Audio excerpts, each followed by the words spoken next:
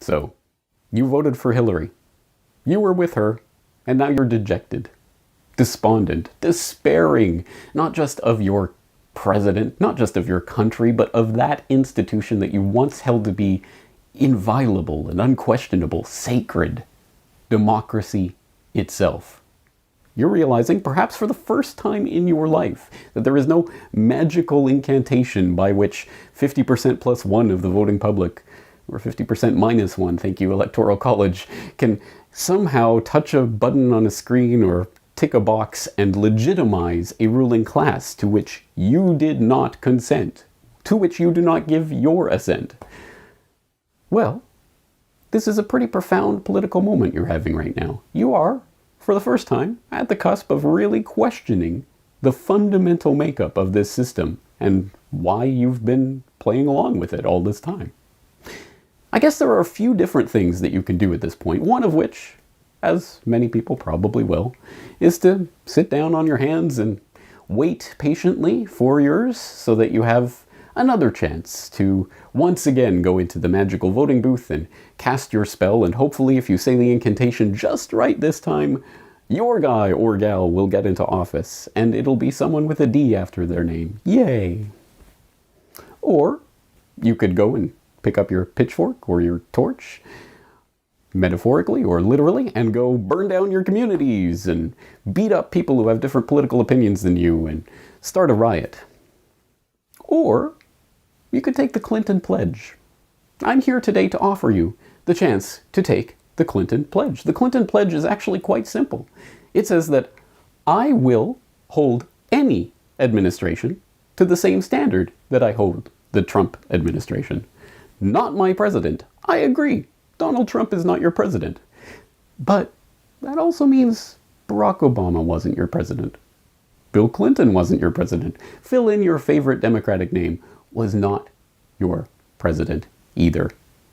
If you are willing to take that pledge, to go that extra distance, and to apply the same standard across the board, logically, consistently, evenly, then congratulations.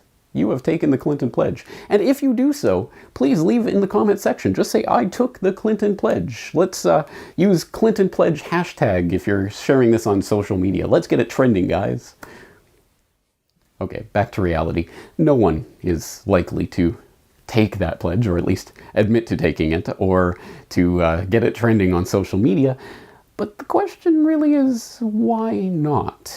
Why is it that when this calamitous, unforeseeable event happens, that someone you actually don't like gets the position of power which you have 100% invested yourself in and absolutely supported when it was your guy, but then this calamity happens, this horrible nightmare gets into office, oh, suddenly the system is delegitimized. Suddenly it's not your president. But in 4 years or 8 years or 12 years or whenever the pendulum swings back to the left, suddenly it'll be my president again. Do we really have to go through this over and over and over and over our entire lives? Is this really what the idea of bettering our world is all about? Simply ticking that box, voting harder next time. And if you do, and if you're successful, yes, relax. Okay, now you've done your bit.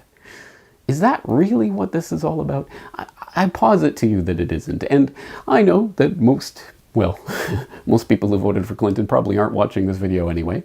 But maybe, just maybe, there's a few out there that clicked on this video and are at least at that point where they are starting to think, allow the unthinkable to become thinkable, to step at least to the doorway of that political epiphany. And I'm here on the other side of that doorway saying, come in, the water's fine, it's great, don't worry.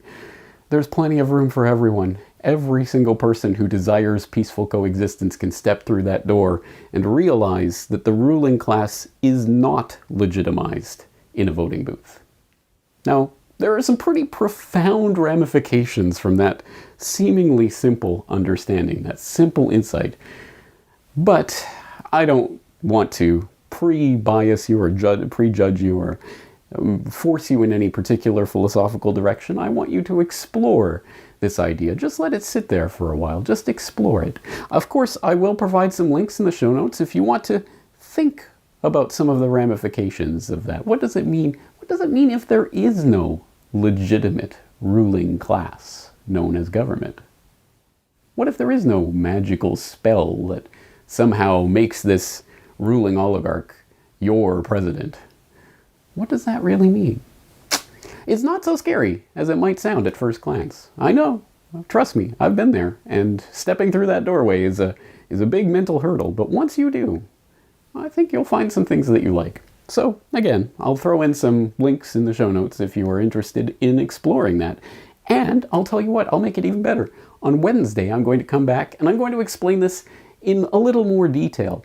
I'm going to explain that there is already a revolution happening.